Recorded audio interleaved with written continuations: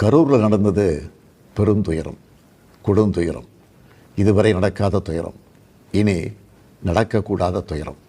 மருத்துவமனைக்கு நான் நேரில் போய் பார்த்த காட்சிகள் இன்னும் என் கண்ணை விட்டு அகலலை.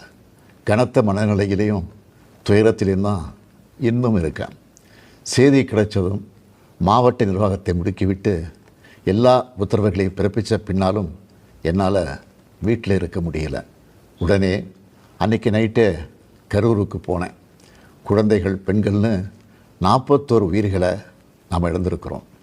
இறந்து போனவங்க குடும்பத்துக்கு தலா 10 லட்சம் ரூபாய் அறிவித்து அதை உடனடியாக வழங்கிட்டு இருக்கோம்.